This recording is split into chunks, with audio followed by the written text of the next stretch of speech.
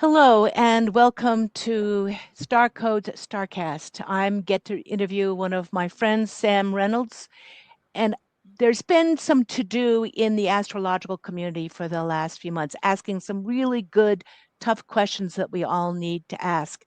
And Sam has been right in the thick of it and has some really good experience about it.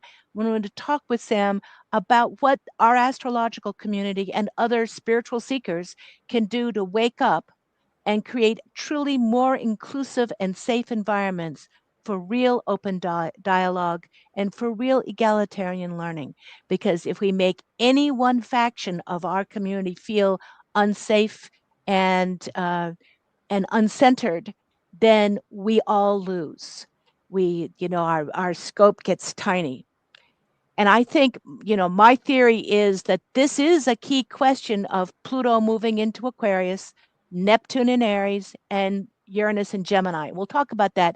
But Sam also brought up that this did not start here, that there's been some really interesting cycles of Pluto and Jupiter, the two planets of the Pluto, about how we express our power and empowerment and power over and power within, and Jupiter when it kind of explodes it or blows it up or makes it huge.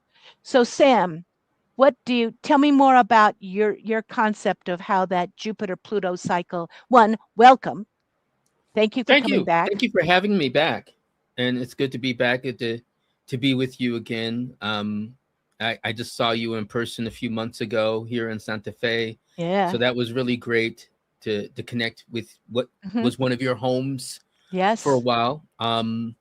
So what I was talking about or have talked about is that in the late spring and early summer of 2020, as we were still in lockdown, we also had the experience of Jupiter and Pluto conjoining.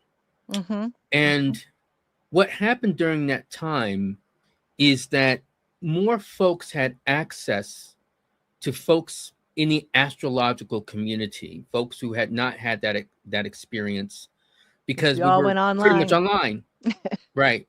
We were Mm-hmm. all online, and so that brought in a wave of younger people. And they weren't all young, but younger people and more people of color. And that created some dimension of a culture clash that that registered in the astrological community. I imagine it may have happened in other communities, like you mentioned, Mm-hmm. Oh spiritual yeah. communities, but I don't know those as well, so I Mm-hmm. can't speak on that. But Right. I saw it in the astrological community, and it came from very specific ways to, you know, an astrologer earnestly attempting to wake folks up by showing um, the recording of George Floyd being killed, and other Mm. people looking at that who were largely black and people of color, like, yeah, we don't need to be woken up about Right. that. We don't need to see that's trauma That's porn, rewounding. Right. right? That's not for us. And there was a clash about that, and I think there were other instances of that happened And throughout the that was year. such a Pluto Jupiter It was, relationship. It was huge. It was yeah. huge misuse of power. Well, Yeah, I used to live in Minnesota too. right. I've been to the memorial. I was, on my people right in the Were you middle of talking that. And it about was with Derek awful. Chauvin and what happened? Yeah. I thought you were talking about Also, the astrologer. I was like, well, I don't no, no, know. no, no, no, Yeah, no, okay. no. I was talking about was uh, with George Floyd And and Derek with Chauvin, and yep, his and murderer. the murderer and the Philando Castile. I was at his funeral. Oh yeah. Hmm. But that it's really interesting, the chart for Minneapolis and Minnesota and the cycles of Pluto that it's been going through. But tell me more about how that and what was the echo from that for So the you? echo, thank you. That's a great word. The echo from that also became a set of conversations within the astrological community, and a set of concerns related specifically to racism.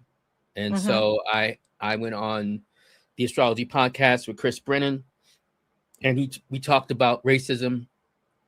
And then I also did a presentation looking at racism and astrology, looking at an old devil. I think that was the name of the topic, kind of playing on Liz Green's book.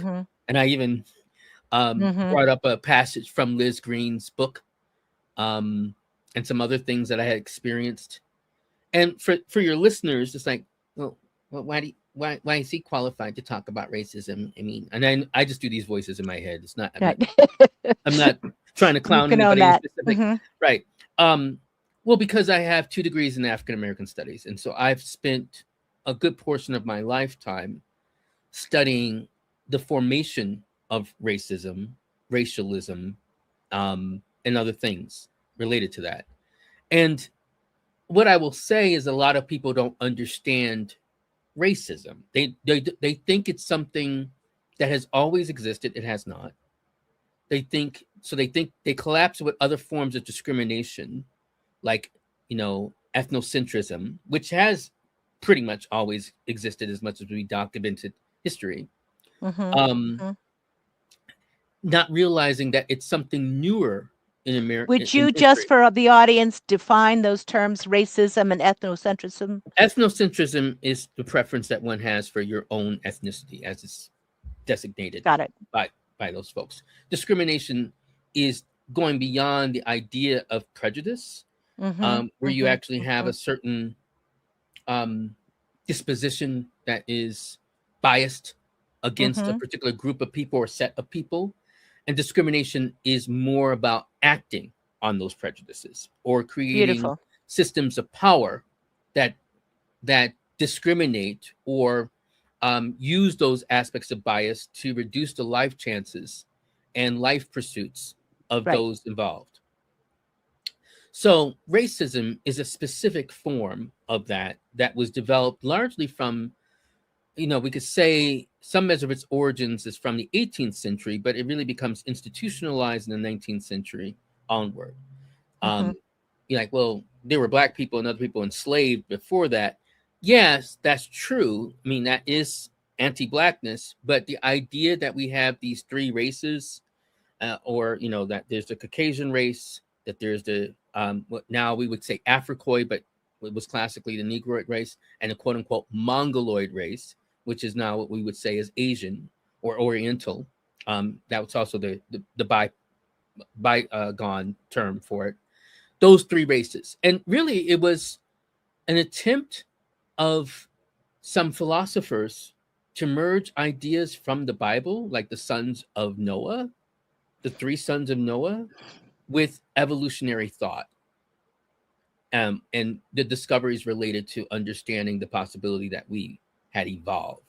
And so that's why it comes over time with the positioning that the quote unquote Caucasoid races, European races, Nordic races specifically even, were seen as superior and kind of the last and more perfect iteration of human development or human evolution. So racism as itself was designated as white imperialism. So a lot of people don't understand, like, well, it can go, it could be a 2-way street. It's not. It wasn't created as a 2-way street. It wasn't created where it could be mutually beneficial for Asians as well as it could be for Africans or whoever. Yes, there are people who can participate in discrimination, but the actual racist sensibility was developed by Europeans. So that becomes clear. But you are talking about something larger, and I do want to speak to that. We're talking about the idea of inclusivity that goes beyond those things into also dealing with sexism, homophobia, and transphobia, and classism, all the dimensions by which we have exclusivity rather than dimensions of inclusivity.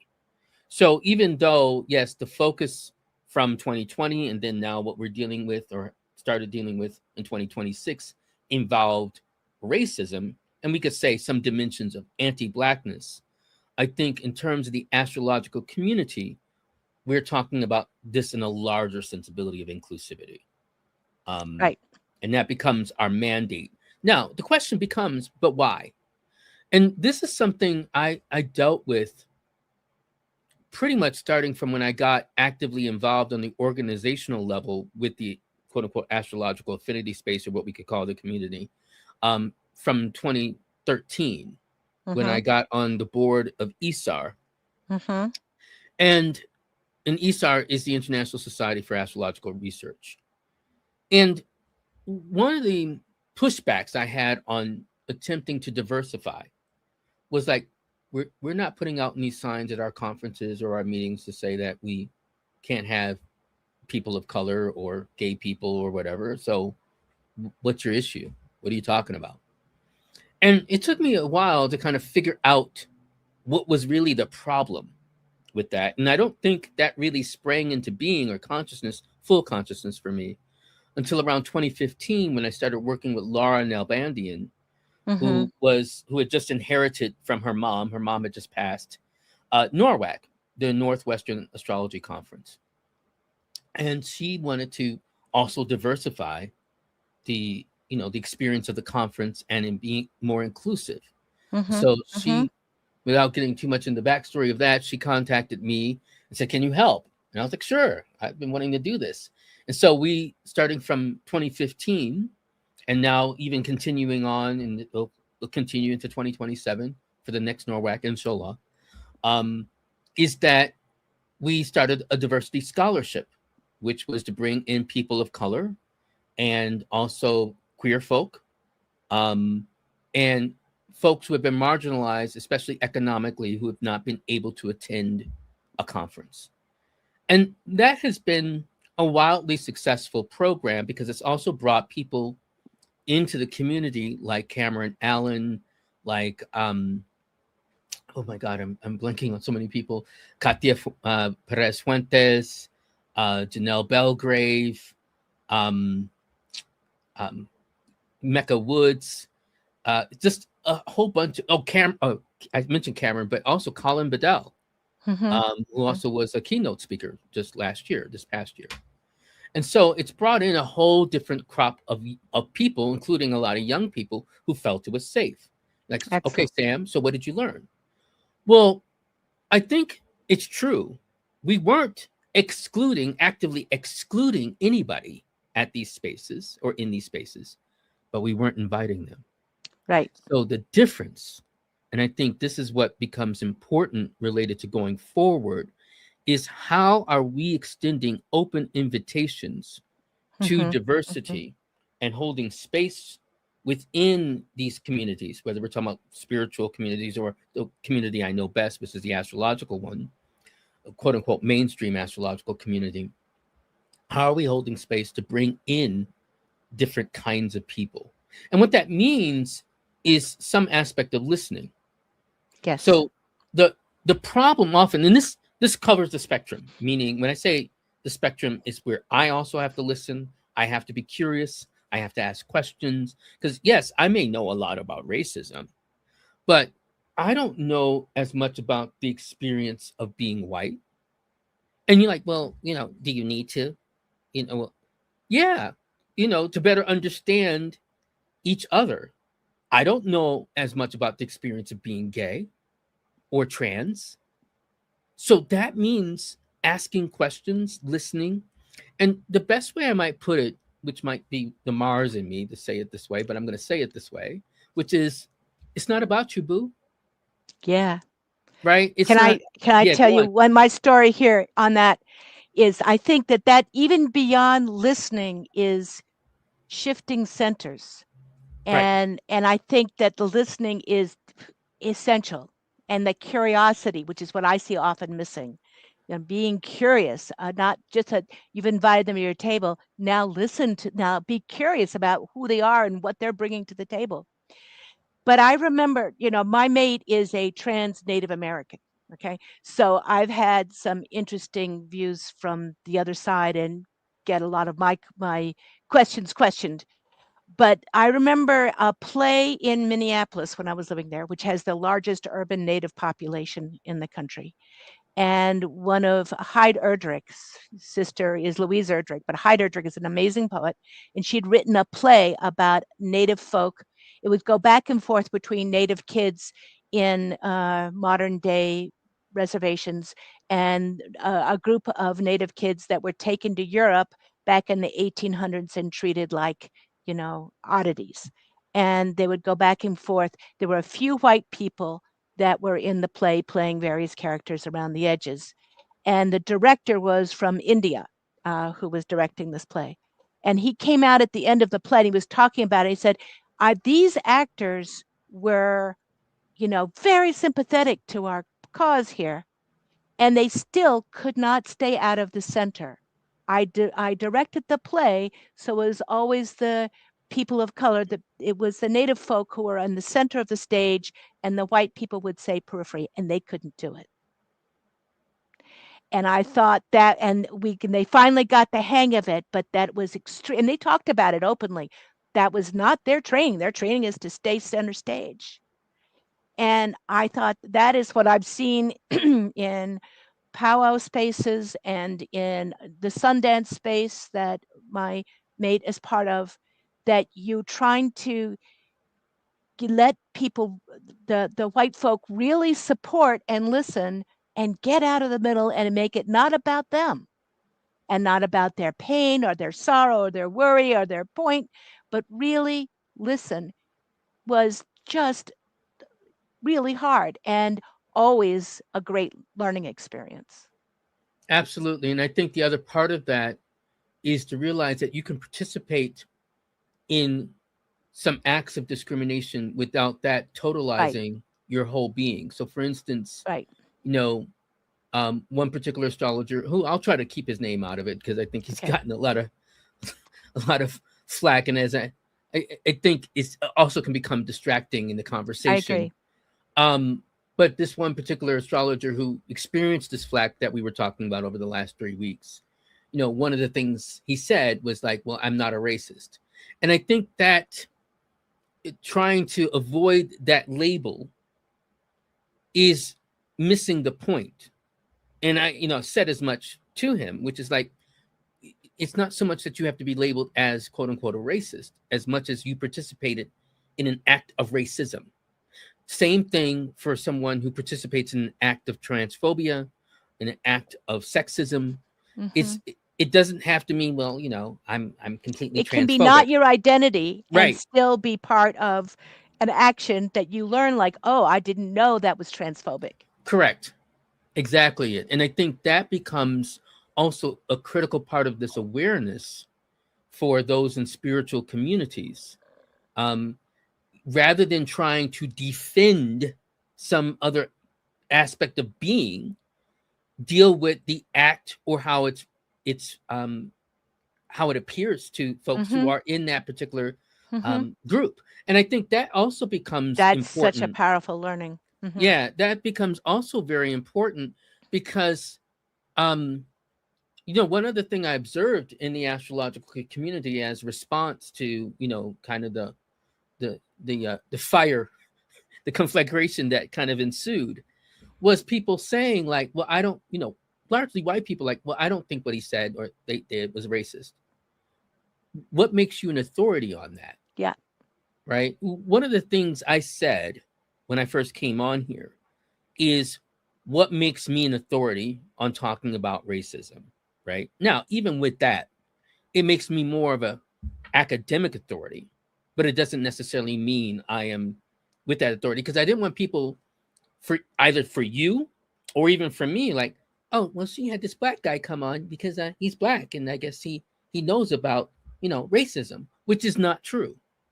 There are some people, black people in different parts of the world, different parts of our country, who've not necessarily experienced racism in a certain way, and that can be various or who reasons, have internalized it so much, or who have internalized it so much that they don't respond to it or deal with it a certain way at all. Yeah, some women I know are the worst misogynists. Correct. And until you've seen how you have internalized it, you don't notice that how you are perpetuating the very patterns. Correct. And that's the key thing I think we could talk about related to astrology or spiritual work. Most spiritual work, astrology, metaphysics, is very much preoccupied with patterns, identifying patterns, being able to unpack patterns, whether we want to talk about them as archetypes, whether we want to talk about them as engrams or enneagram or any other particular way in which we want to talk about it, or cycles. It's what we do. Mm-hmm. And I think we sometimes don't recognize our pattern. And so we have to have some experience that jars us away. So that involves decentering, involves, like we said, listening. It involves asking questions. Yep. This, now I'm going to flip it. This also means for those who are in these excluded groups, historically excluded groups, means also having a willingness to engage with some measure of, as much as one can muster, patience, or knowing you don't have it. Mm-hmm. Mm-hmm. I'm not the person you need to talk to, Jan or Suzanne. Right.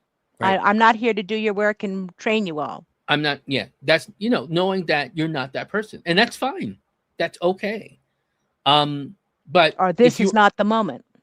Yes, and then, then I think one thing I would critique, for folks, especially whether we're talking about people of color or trans folks or queer folks in the general spectrum, to bemoan how people don't understand without on some level contributing to their understanding at some level, whether that's with your family or whether that is online or even your partner, because partners sometimes don't necessarily, you mentioned that, questioning your questions.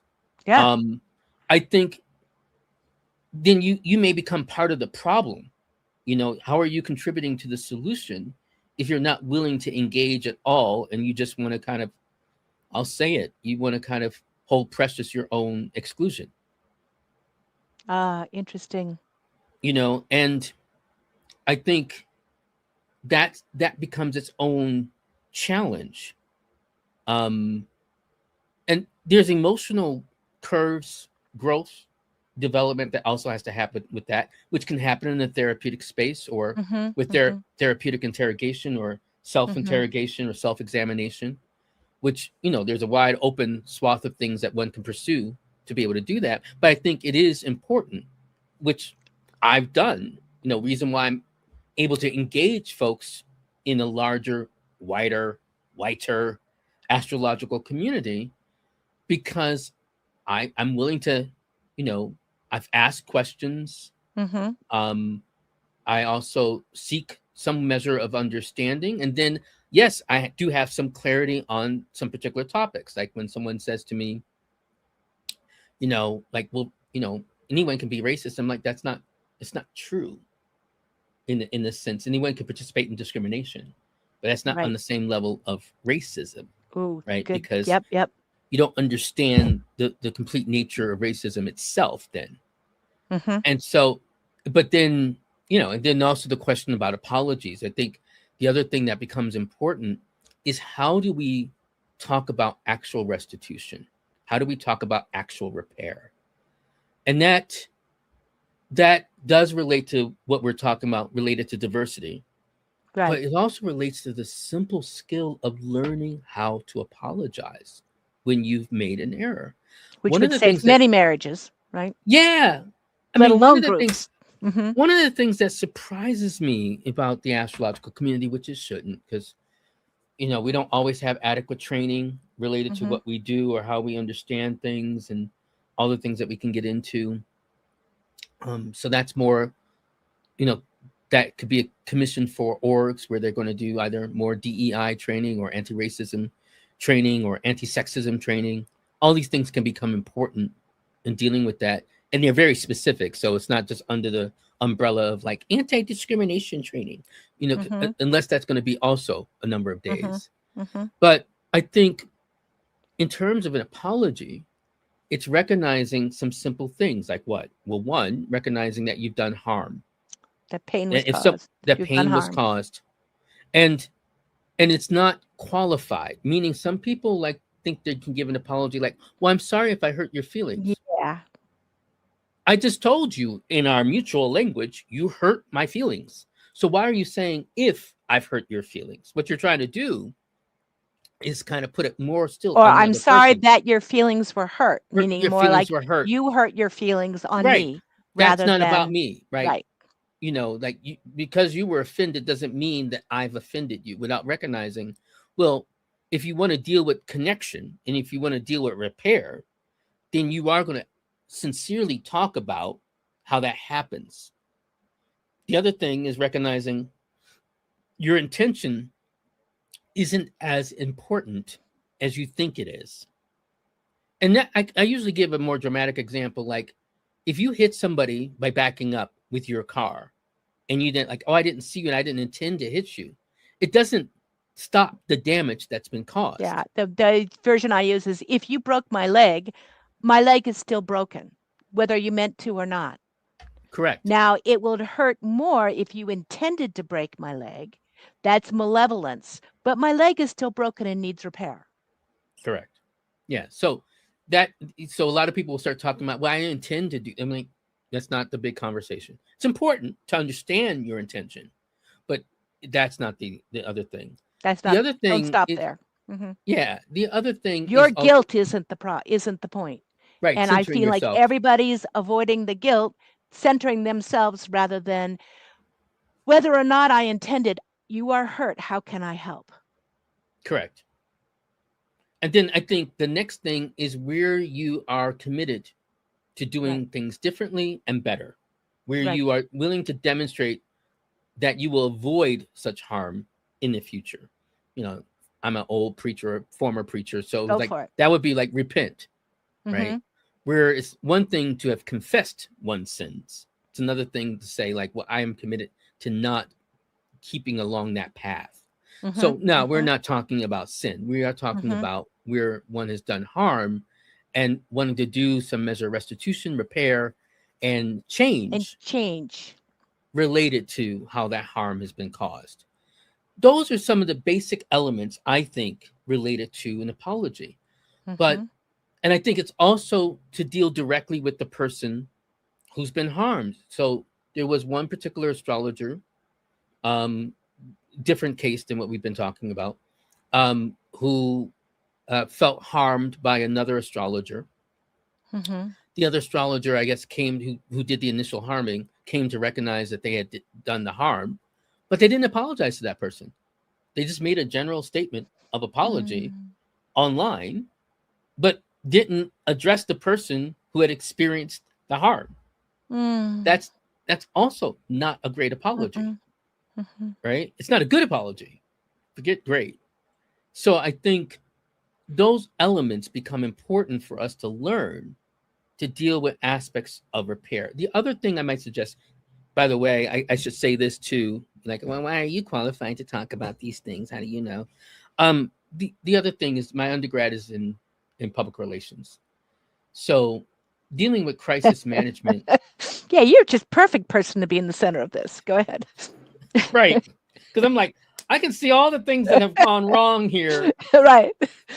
And so what I might suggest for astrologers who find themselves in the hubbub of a crisis because they've said something wrong, they've done something wrong. My first recommendation is get offline. Don't call people names. Don't call them the mob. Don't call them like, you angry masters. Go play with your fucking cats. Or if you have any, or, go see some squirrels. Go outside. Hug a tree. Yeah. Hug a tree. Get away from a screen. I would say at least 24 hours. It's okay if you, within those 24 hours, you don't reply. The reason why I say this, because you probably need perspective. Yeah. And you won't have perspective by keeping yourself in the thick of it. You're just going to get more and more agitated. More and more agitated, and then cause more agitation. This also gives people time. This is what I've observed. As an Aries moon, I can absolutely support that. Yep. Right. It gives people time then to kind of maybe even calm down to some degree. I mean, how things work in terms of social media is it amplifies. It's very Jupiterian in that sense. It will amplify, and people, I'll say this. There's some people who are online who just thrive on outrage and stay outraged every day in some permutation about something. So getting off, then I would say talk to a circle of friends you can trust who have some measure of perspective or can talk through with things. Don't, not just the friends you're like, girl, they said what? Those people are stupid, Right. blah, blah, blah. Yeah, yeah, No, right. but, like Okay. really, talk to people who can give you different perspectives related to this. Like, well, what do you think Mhm. about this? And then, you can go back online and I would say listen, or you could ask questions. What do you think I probably should have said here? Or can you explain to me? Or maybe Yeah. maybe I even think that reaching out how could I do that differently next time differently. is one of the most important questions. Yeah. You Or can't even, take it back, but you can say, I'm sorry. You can apologize, and you have to really examine what would I do differently? well, also understand What did this first, show me? Right. right? But understand first what you did before you Yes. Yes. apologize. Yes. Understand what harm you've caused or what was the thing that you did in error. That becomes important because you can't properly apologize if you True. don't know what you've done wrong. True. And so this requires you talking to people other than in your circle online. Now, I'm going to give you some things I've observed over time Mhm. for folks who are dealing with this level of issue. Um, you can talk to some people who who actually can take you to task to some degree, Mhm. but who you trust, and you could talk to them privately. Mhm. I'm a big fan of phone before anything online. You're like, well, why? Because you're a Scorpio? Sort of. But let me tell you why. And it comes from Mhm. experience. Mhm. And not just my personal experience.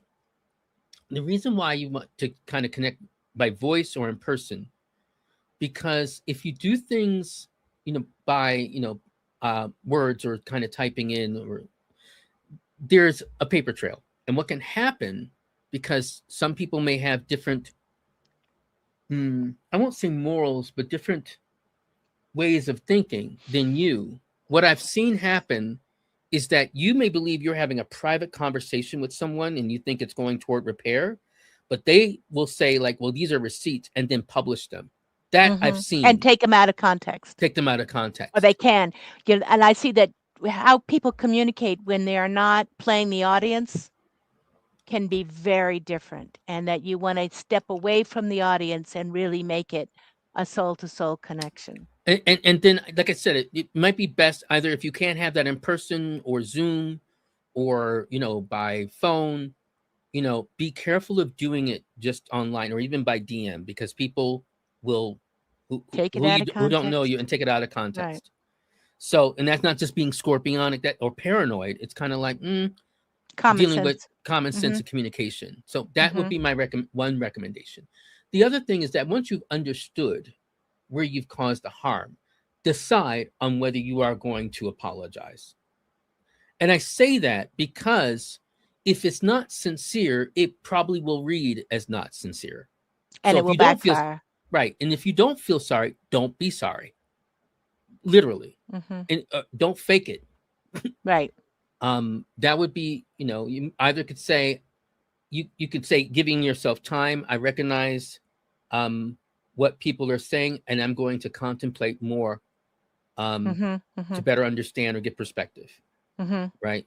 Sometimes just a simple statement is better than, well, one no statement and then statement that is not earnest. Once you've done that, then you can go back and see if you are sorry and feel, and then make a. And I would say start with the person or persons who have been genuinely harmed by this.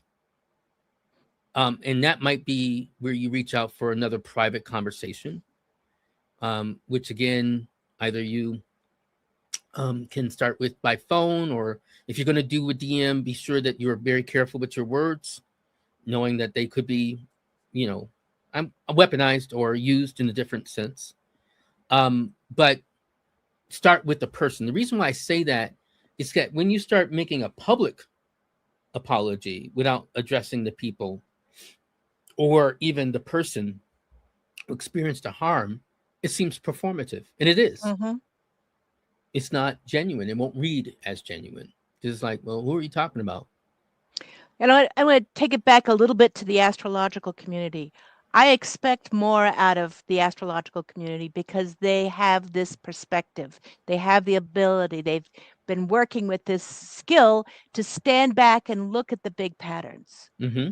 And I expect them to use any experience they go through, not to defend themselves, but for their own evolution and for the evolution of all of us that live down here in the under the stars.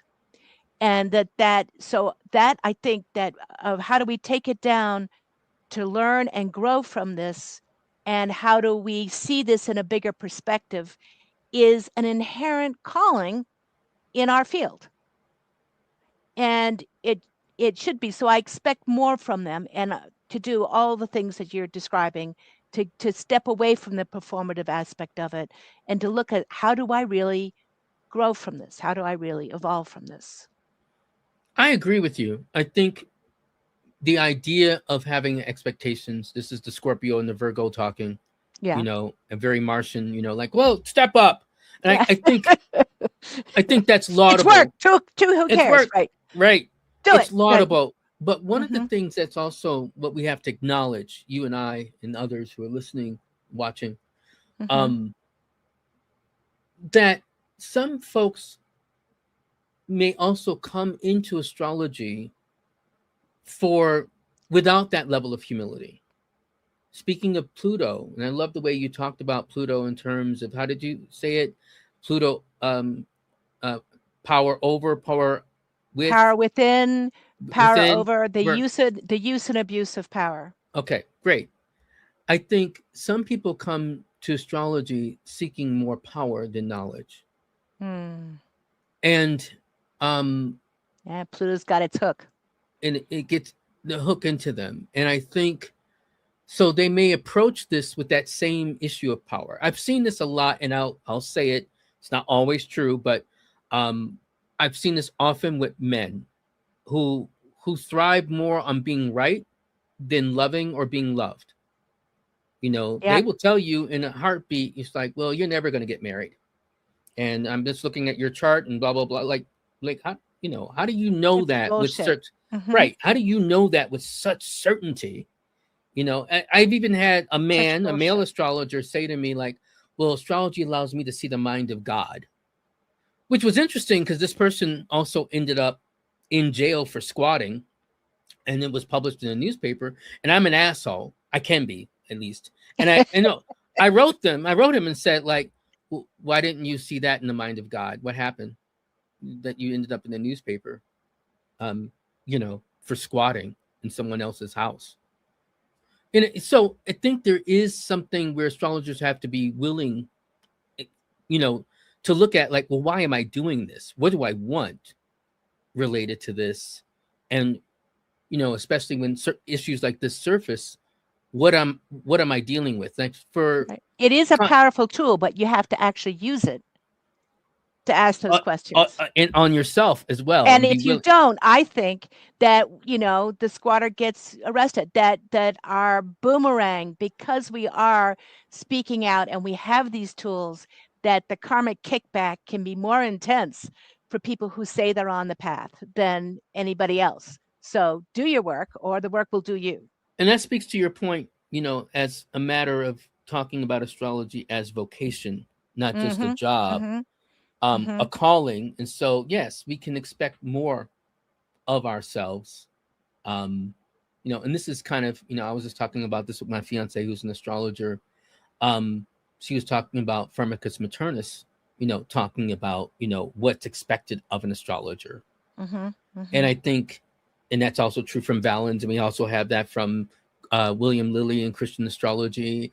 And I think ethics, how we approach this, and this is on many levels an ethical issue that we're talking about, which is more about how are we treating each other. Yes. So I think that becomes more the mandate that we're talking about here. And I'm going to take that down to the astrological moment, because, as one of the things that we're talking about, and I'm just going to add the chart of the day to the to us, if I can do that. And that the one, there's a huge shift in generations.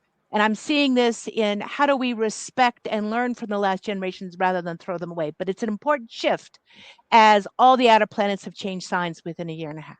Correct. So we are in a new era, and we have the homework to do to get there and to purge. Part of that, Pluto in Capricorn. This president was, elected on the last few minutes of Pluto in Capricorn. Now Pluto is in Aquarius, and the power shifts from that hierarchy to how do we really create a group that includes everybody? How do we make it Aquarian? Bring it to the circle. Neptune just went into Aries. So we went out of, being passive, like, oh, they shouldn't do that, to now there is fire when things happen. And there is literal fire. I'm out here in the West and it's burning down. But, the last time Neptune went into Aries was the first day of the American Civil War. People, there's an eruption because of what goes on, that on both sides, everything gets easily inflamed, but we can also bring a revolution around with that. It's got that fire. And Uranus just went into Gemini and saying, where's the change? It's in our conversation. How can we really open up this conversation to make it that two-way street, to really hear from each other? And words can change. Words can change the world. Words can change us while Uranus is in Gemini. It's an opportunity. That doesn't mean that's how it's going to happen. People can get, Gemini shallow. Pluto can do it Aquarius. And, the mob is only as good as the people in it. But that we can ruin all of these things. But we have this opportunity to really start resetting our cultural parameters right now.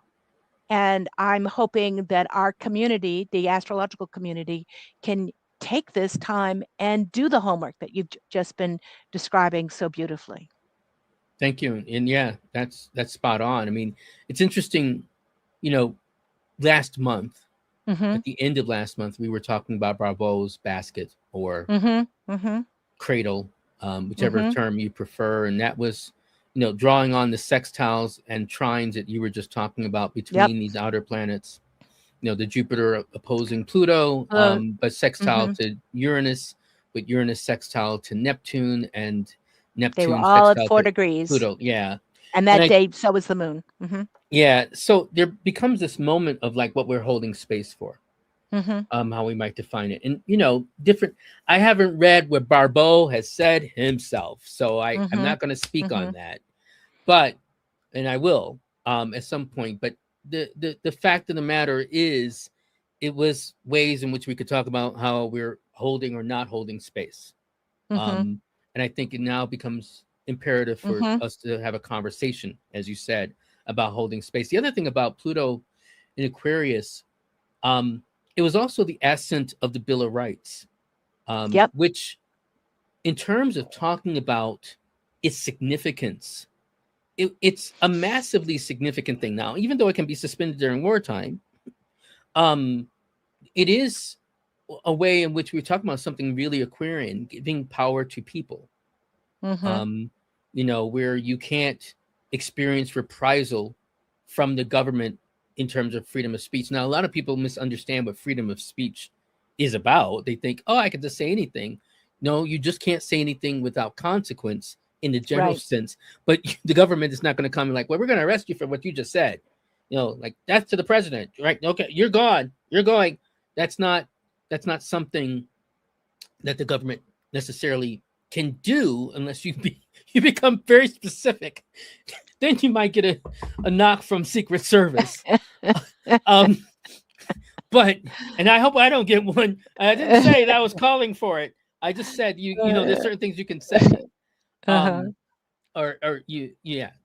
without government reprisal. But I think that's a remarkable thing in terms of those 10 things that come related to the freedom of worship, all those things related to understanding the power of that Pluto and Aquarius. So I hope we do come to a more powerful moment with that.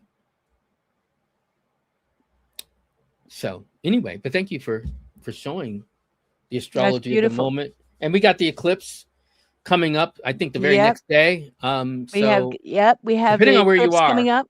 yeah, And that eclipse is going to be square that Uranus. And really, it's a Sun Mercury can combust, oppose the moon, square Uranus. So it is calling for, are we willing to change? Are we willing to change? I think Moon in Pisces, from our empathy and sensitivity, and not from a place of weakness, not right.